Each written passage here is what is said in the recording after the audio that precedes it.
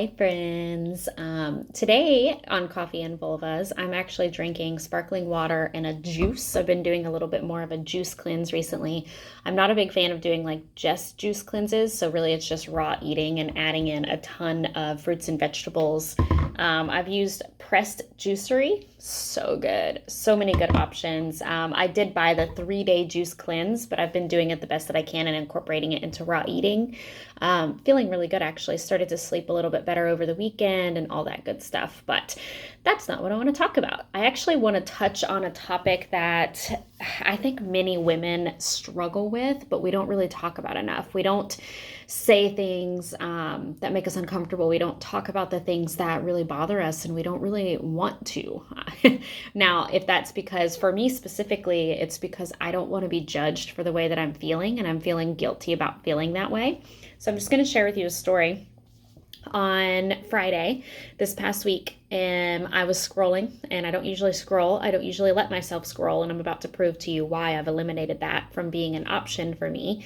But I was scrolling, and I caught whiff of someone in the space that I'm in, as far as like in the postpartum world, who has a baby, and she is a mom, and she does all like the CrossFit thing, and she does all of these things, and she just seems like she's got her shit all together.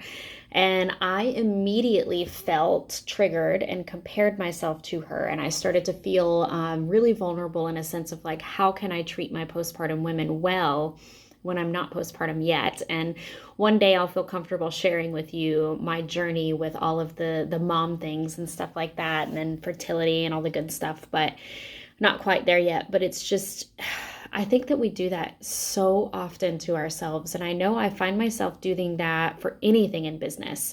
And I don't know if anybody else is in business that's listening right now, but a lot of times I'll be doing something in business, or I'll get an idea and I start to work on it, and then I see it everywhere. And then I see somebody that seems to be like they have everything together, or they seem to be succeeding so much better than I am. And things like that really trigger me sometimes. And I think it's important for us to first like recognize that that's a thing. It's a real thing to feel that comparison and to feel less than, but we can't let it consume us, because on Friday, what it did to me was I was paralyzed. Couldn't do anything else for the rest of the day because I just felt like I was in the wrong space. I wasn't serving my audience well. I wasn't good enough. I wasn't worth it. I didn't deserve to be in the space that I was in.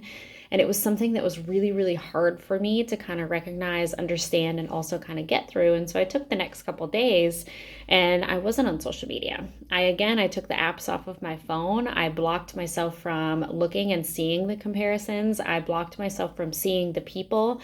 I took it upon myself to actually unfollow the people that I get triggered from. And I'm not doing that because I don't support them.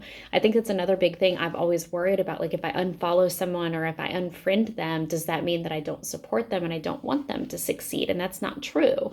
If you know me on a deep level, you know that I really truly want everyone to live their best life and get all that they desire.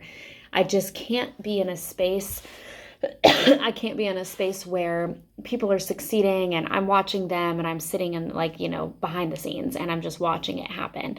I can't be in the space where I'm watching it happen and then feeling like I'm less than because they're succeeding and I'm not. And so it was really a big learning lesson for me. And that's really why I wanted to touch on that this morning. Is it's not an easy thing to go through, but I also know that I'm not the only one that's dealt with it. And so hopefully this is freeing to some of you and gives you the perspective.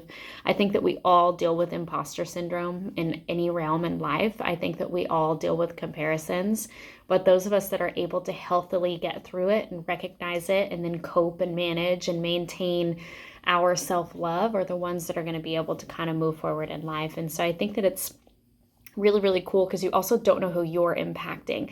And I never want to be someone who's impacting people in a way where they feel like they have to sit back and like compare themselves to me. I never want to be that person. And so I think it's important for us to kind of recognize all of those things, recognize that it does happen. You're not alone, and reach out to those close friends that you have and people that fully support you for who you are.